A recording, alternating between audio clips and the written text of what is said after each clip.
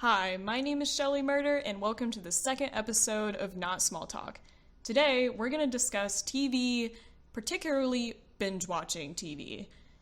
And what we discuss today may not be something you want to hear, or something even I want to hear, but we're going to talk about it anyway, because this podcast isn't exactly stuff you want to hear. It's called Not Small Talk. You know, these can be serious topics. So the segment for TV is called TV, Yay or Nay. And I'm going to tell you right now, the answer's nay. When it comes to your health, you know, the binge-watching TV, nay. And here's the evidence. So, me personally, when it comes to binge-watching, I binge-watch because for me, it's the only way where I feel like I can de-stress. TV doesn't require any thinking, any brain, machinery working in there. You can just sit back, let the TV take the reins, and zone out.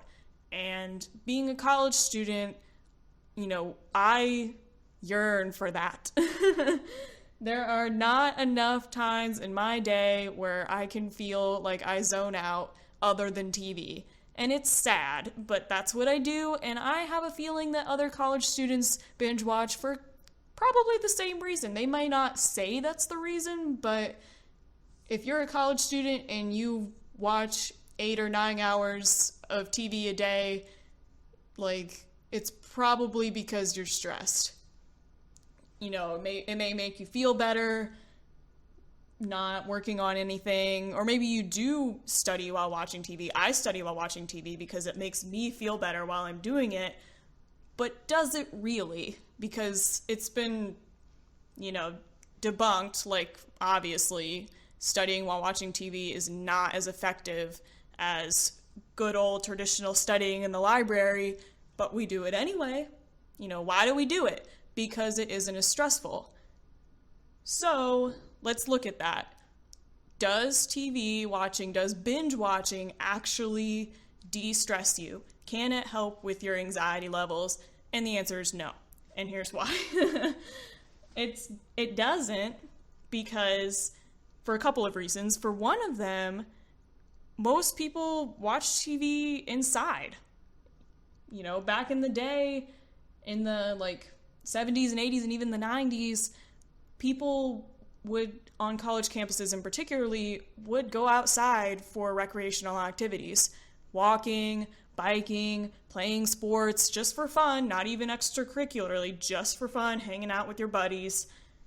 But nowadays, you see it, but definitely not as much as back then when maybe our parents were in college. And it's a little sad, It's sad. But nobody does anything to change it. But being outside is good for you. You get endorphins from exercise. Endorphins make you happy. It's like that runner's high thing. You get vitamin D from being out in the sunshine, which can help you with depression. And even if you're not depressed, it can just give you a little boost of energy. And also being outside, hanging out with people, even if you go outside by yourself, you're probably more likely to make friends than being inside in your room alone. You may not, but I feel like you're a little bit more likely to find a social group, get that much needed social support if you're outside. And this is probably something, if you're a college student or even a high school student, that you hear a lot. I know my RA is like, go outside, make friends, blah, blah, blah. And we're all like, okay, not doing that. And I don't think it's really about being shy. I think it's about going outside means going outside. We don't want to. Even if it's a nice day, I would rather be inside watching Netflix. And, I am kind of an introverted person, but that's not really the reason for me. It's that, I just had a long day with classes. I just got a lot of homework done. I just want to lay in bed and watch TV. I don't want to go outside and run or walk around or play sports. Or even, just sit out and enjoy the air because I'm not watching TV. I can't de-stress. That's my logic. I don't know about anybody else's, but that's mine. And I feel like other people might be on the same track as me. But it's been scientifically proven that doing that, what I just said, staying inside, watching Netflix instead of going outside and doing something, not even exercising, just being outside, it doesn't help with your stress. It's bad for you. And on top of that, not even taking into account the going outside versus staying inside arguments, just binge watching in general is correlated, which means that there is a relationship, not causation, but there's a correlation between binge watching Netflix or other TV shows and depression. And there aren't very many, could be a lot of different reasons for that. I'm gonna say it's that when you are in, your room, maybe by yourself, watching Netflix for 8 hours, 9 hours, it's lonely, number one. Number two, it's when you tune out your mind for that long, I think it just causes you to kind of feel like a robot. I don't know, that's how I feel. Even though I don't want to admit it, when I watch TV for a really long time, I start to feel out of it, not really myself, robotic in that way, that I'm just going through the motions, staring at the screen, waiting for it to fix my problems, I guess. And I know this is kind of depressing, but we're getting real here on this show. So, there's been links between binge watching and depression, and also, when you're inside watching TV, you're not outside getting that exercise, getting those endorphins, vitamin D. So the myth, really, that watching TV is making me feel better isn't true, unfortunately. So now that I know that, you would think, oh, Shelley's going to change her life. Probably not. No, I'm not. And I'm guessing after knowing this information that you guys aren't going to change either. You're like, oh, wow, that sucks that I'm, inside, maybe even watching this podcast right now or listening to it, instead of being outside and actually do something that's good for my mental and physical health. But I'm not going to change it. And me, Shelley, I'm not going to either. And it's unfortunate, but maybe it's addiction. Maybe it's just that, not maybe, I'm going to say for me, it's addiction. You can be addicted to anything. You can be addicted to anything that makes you feel good or feel better than you feel at that moment. And TV makes me feel good, unfortunately. So maybe I'll try to go outside a little bit more, and I think you guys should too.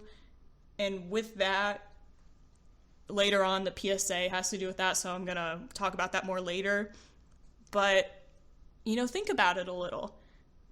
Also, on top of more like ways that binge watching can be bad for you, there was a scientific study done by a professor at the University of Houston. He surveyed 591 undergrad students, and he surveyed them on how much TV they watched, and then how much they ate and drank, liquids, not drinking as an alcohol, maybe, I don't know, but eating and drinking while they were watching TV. And he found that the more the college students binge watched TV, the more junk food they ate while they were watching TV. And different types of shows had more junk food eating, sad, depressing shows. More students ate junk food other than happy and comedy shows. But besides even that, in general, the students who binge watched TV more ate and ate very unhealthy. So on top of the TV really doesn't de-stress you, binge watching also makes you fat. Unfortunately. And I mean, does, when you're watching TV, you're being sedentary usually. But not even talking about that, it's been found that binge watching TV, more people who binge watch TV eat junk food, drink sugary drinks. And it's because when you're eating while watching TV, you feel like you have to do something with your hands. At least that's me. feel like if I'm trying to watch TV and I'm not like eating popcorn or chips, I feel weird because it's a habit. But it's called mindless eating, basically, where you just watch TV or Netflix or something, and you're just, grabbing handfuls of chips, grabbing handfuls of popcorn, not even thinking about what you're doing. You just feel like you have to be doing it. And mindless eating is particularly bad for you on top of eating the junk food because you're not focused on eating. You're focused on the TV show. Your body is just eating while you're watching TV. So normally when you'd be like eating dinner at the dinner table, your body tells your brain that you're full and you don't need to eat anymore. But when you're binge watching, your brain is too focused on the TV part of it that it doesn't recognize when your body's like, we don't need any more food, we good down here, and you just keep eating. So, putting it all together, binge watching is bad for your physical health because you're being sedentary. Most people eat junk food when they binge watch, and they eat too much junk food because their brains aren't able to focus on the TV and the eating at the same time. So the only solution to mindless eating is called, guess what? Mindful eating, where when you eat, all you're doing is eating. You sit down at the table, no phone, no TV, no computer. Sit with your family members if you have them, and eat. And when I read that, that's like, oh, okay, that makes sense. But I'm not going to do it.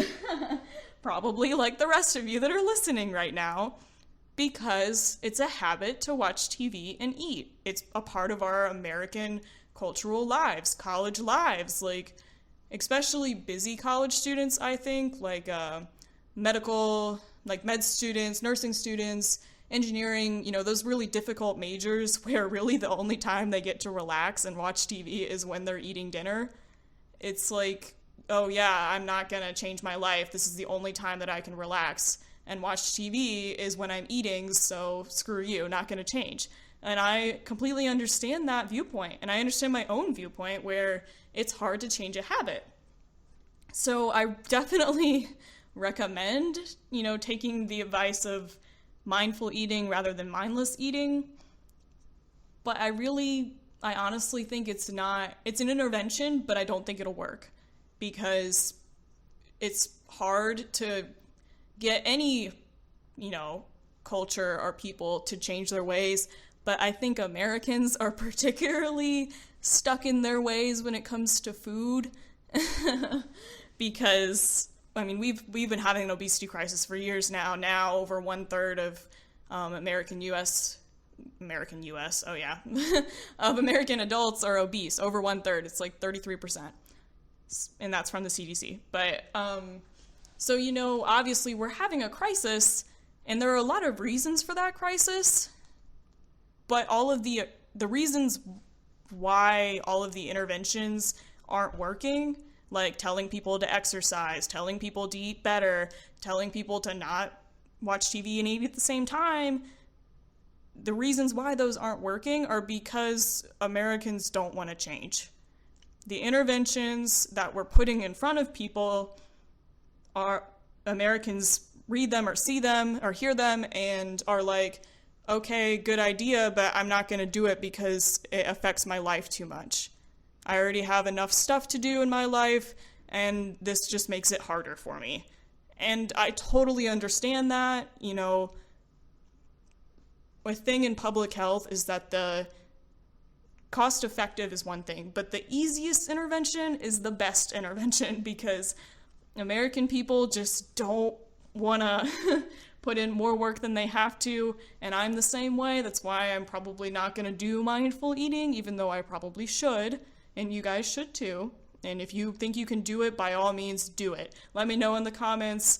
We'll give you a gold star and a pat on the back. I'll even mention you on the show, for goddamn sakes. But really, anything that is too hard, the answer is always no.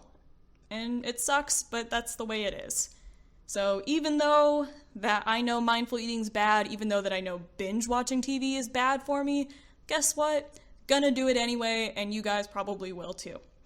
So, knowing that, we're gonna move forward to the PSA, public health PSA, which is go outside, enjoy the sunshine, keep binge watching TV, binge watch 8 hours, I don't care, but go outside for at least half an hour a day.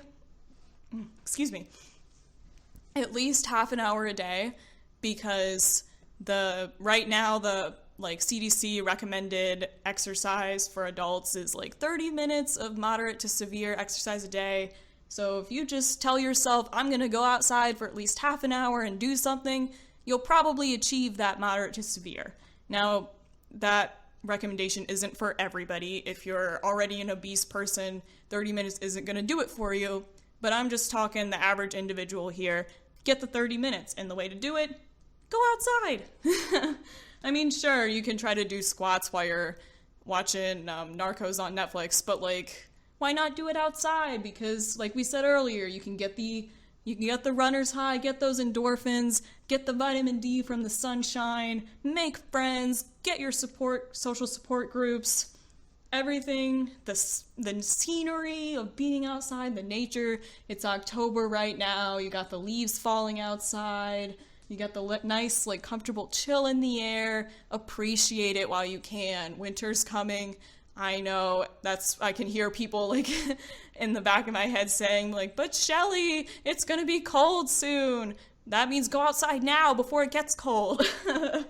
So, and, there's so many different things you can do that's outside that you obviously can't indoors and that are fun and good for you. You can walk, you can ride a bike, you can be that dickhead longboarder who goes a little too fast down the sidewalk and almost runs you off into the grass or the bushes and makes you feel bad about yourself because you can't do that. Well, guess what?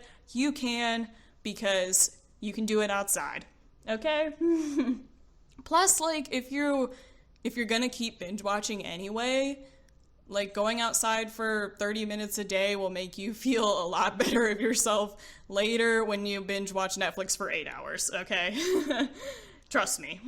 So, moving on to the, last leg of the podcast, I suppose, I want to review a new show on Netflix. It's called Haters Back Off. You guys have probably heard of it. I mean, Colleen Ballinger is, one of the biggest YouTube stars, so if you haven't heard of her, go check her out. I put her Miranda Sings channel in the description.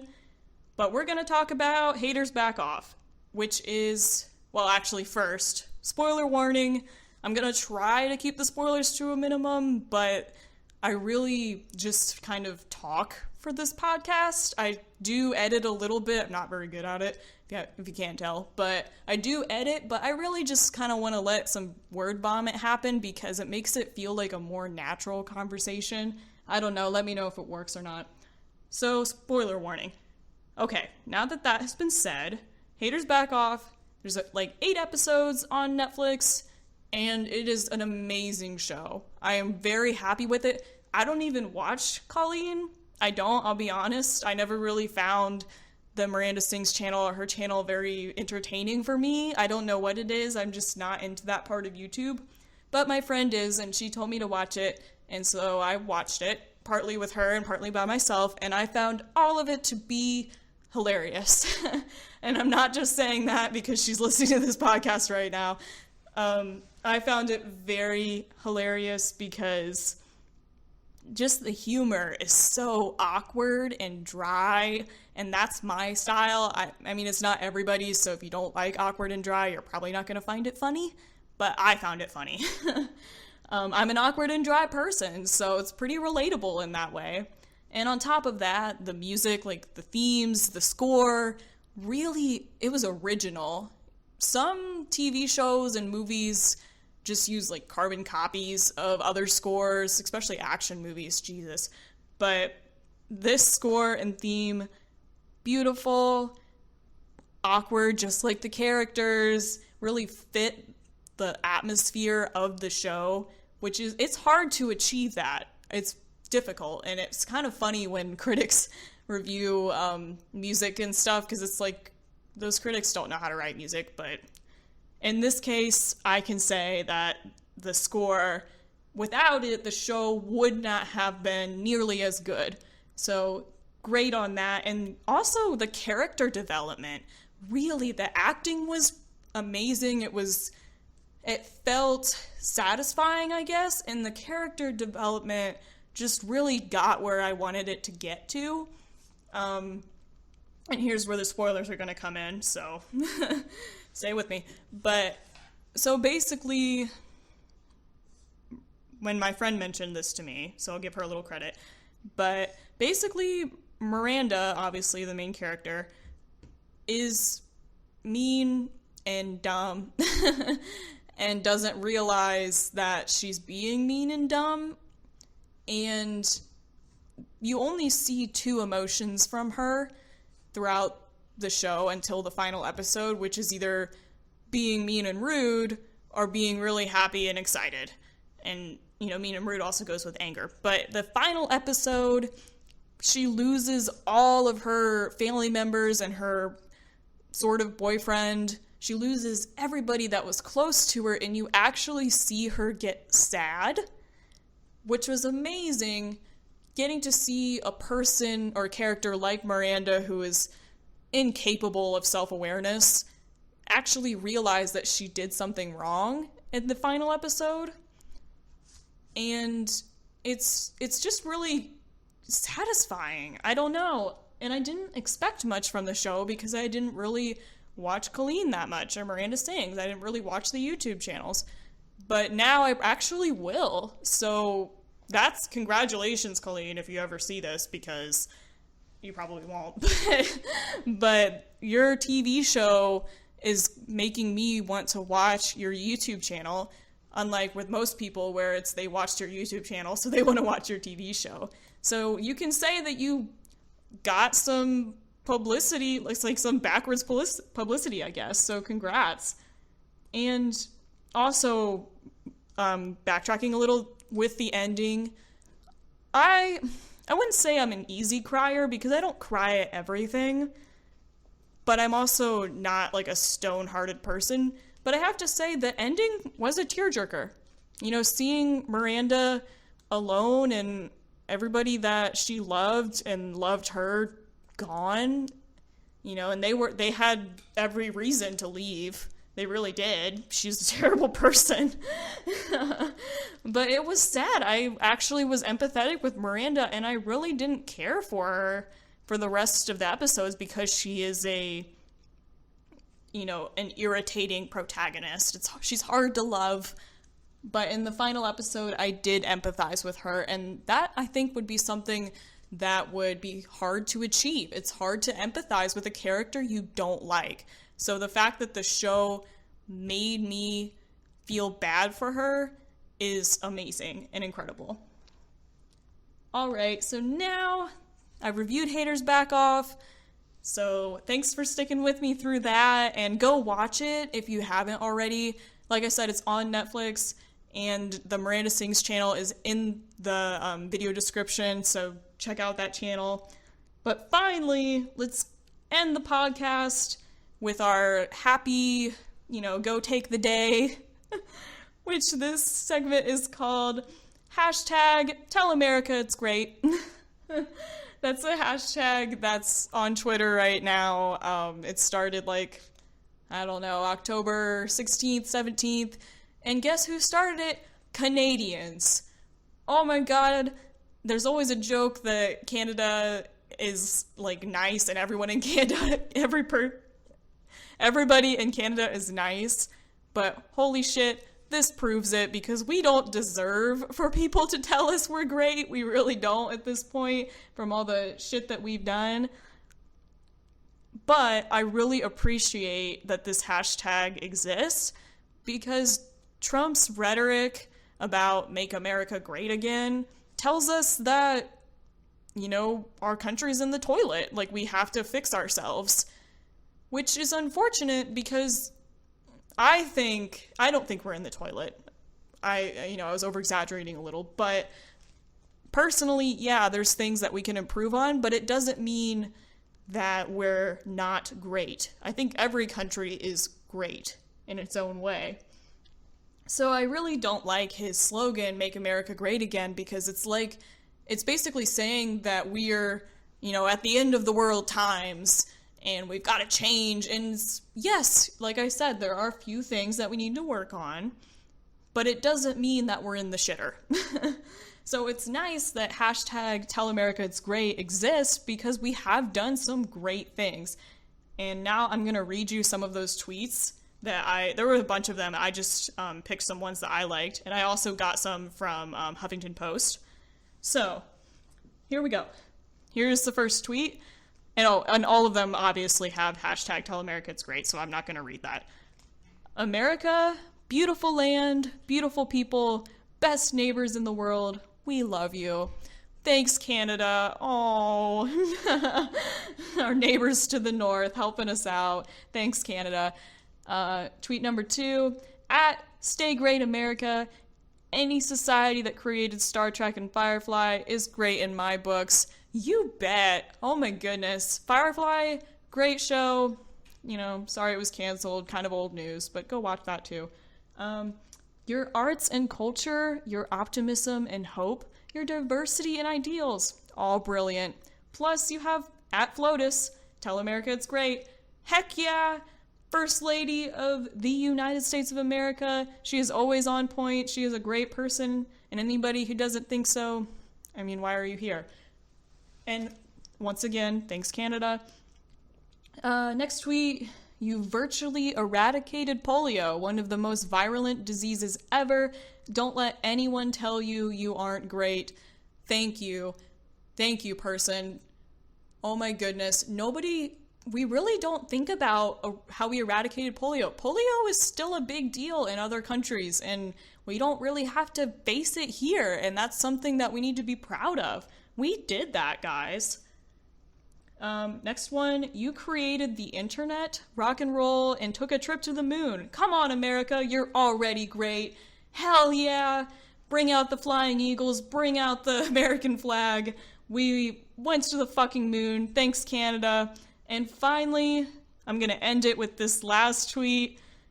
Dear neighbors, just want to hashtag Tell America It's Great, regardless of what some leathery orange stooge with a Pomeranian on his head says. I think that says it alone right there. I don't even need to comment. So we'll end that there. I'm Shelley Murder. Have a great day. Have an amazing, fantastic day. And thanks for listening.